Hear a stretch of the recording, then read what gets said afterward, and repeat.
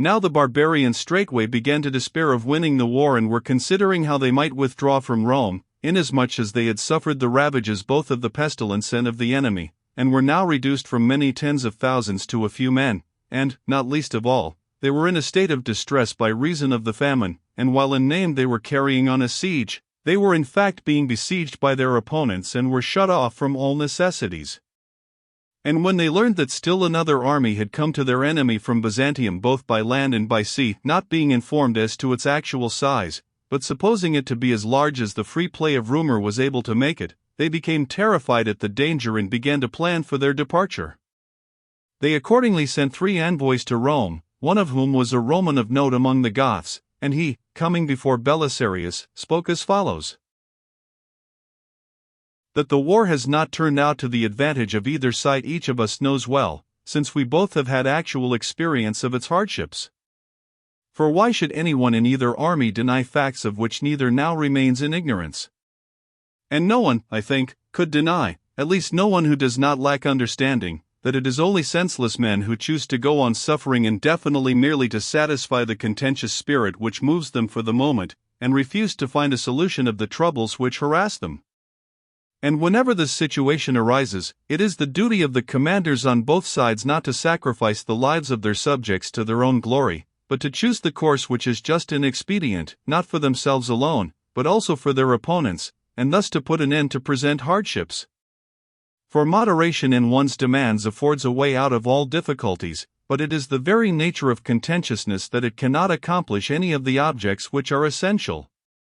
Now we, on our part, have deliberated concerning the conclusion of this war and have come before you with proposals which are of advantage to both sides, wherein we waive, as we think, some portion even of our rights.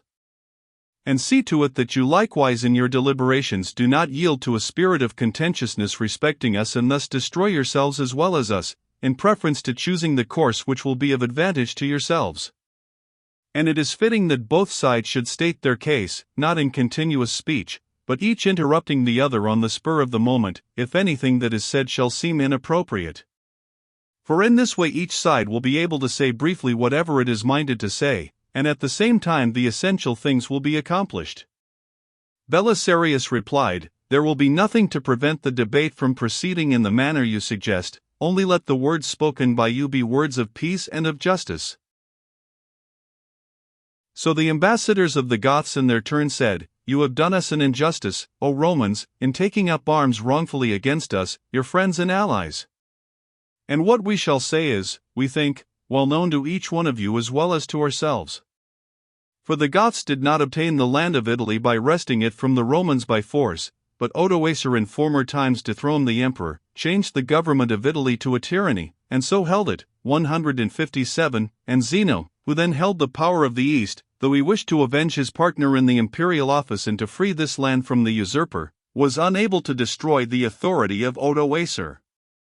Accordingly he persuaded Theoderic, our ruler, although he was on the point of besieging him in Byzantium, not only to put an end to his hostility towards himself, in recollection of the honor which Theoderic had already received at his hands in having been made a patrician and consul of the Romans, 158, but also to punish Odoacer for his unjust treatment of Augustulus, and thereafter, in company with the Goths, to hold sway over the land as its legitimate and rightful rulers.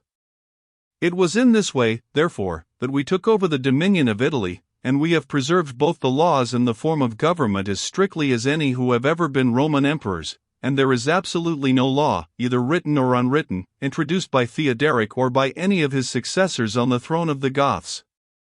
And we have so scrupulously guarded for the Romans their practices pertaining to the worship of God and faith in Him, that not one of the Italians has changed his belief, either willingly or unwillingly, up to the present day, and when Goths have changed, 159, we have taken no notice of the matter.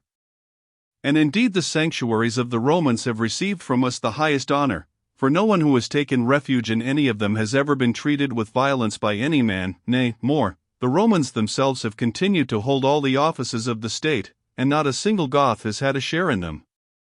Let someone come forward and refute us, if he thinks that this statement of ours is not true. And one might add that the Goths have conceded that the dignity of the consulship should be conferred upon Romans each year by the Emperor of the East.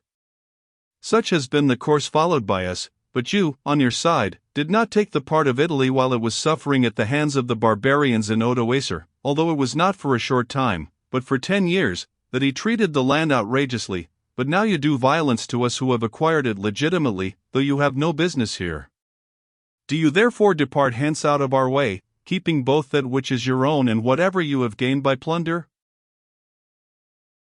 And Belisarius said, Although your promise gave us to understand that your words would be brief and temperate, yet your discourse has been both long and not far from fraudulent in its pretensions. For Theoderic was sent by the Emperor Zeno in order to make war on Odoacer, not in order to hold the dominion of Italy for himself. For why should the emperor have been concerned to exchange one tyrant for another? But he sent him in order that Italy might be free and obedient to the emperor. And though Theoderic disposed of the tyrant in a satisfactory manner, in everything else he shewed an extraordinary lack of proper feeling, for he never thought of restoring the land to its rightful owner. But I, for my part, think that he who robs another by violence and he who of his own will does not restore his neighbor's goods are equal. Now, as for me, I shall never surrender the emperor's country to any other. But if there is anything you wish to receive in place of it, I give you leave to speak. And the barbarians said, that everything which we have said is true, no one of you can be unaware. But in order that we may not seem to be contentious, we give up to you Sicily, great as it is and of such wealth, seeing that without it you cannot possess Libya in security. And Belisarius replied, And we on our side permit the Goths to have the whole of Britain, which is much larger than Sicily and was subject to the Romans in early times. For it is only fair to make an equal return to those who first do a good deed or perform a kindness. The barbarians, Well, then, if we should make you a proposal concerning Campania also, or about Naples itself, will you listen to it? Belisarius, No, for we are not empowered to administer the emperor's affairs in a way which is not in accord with his wish. The barbarians, Not even if we impose upon ourselves the payment of a fixed sum of money every year? Belisarius, No, indeed. For we are not empowered to do anything else than guard the land for its owner. The barbarians, Come now, we must send envoys to the emperor and make with him our treaty concerning the whole matter. And a definite time must also be appointed during which the armies will be bound to observe an armistice. Belisarius, Very well, let this be done. For never shall I stand in your way when you are making plans for peace. After saying these things they each left the conference, and the envoys of the Goths withdrew to their own camp. And during the ensuing days they visited each other frequently and made the arrangements for the armistice, and they agreed that each side should put into the hands of the other some of its notable men as hostages to ensure the keeping of the armistice.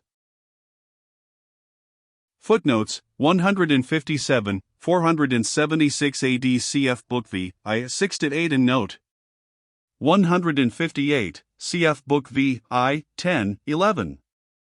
159, The Goths were Christians, but followed the Arian heresy.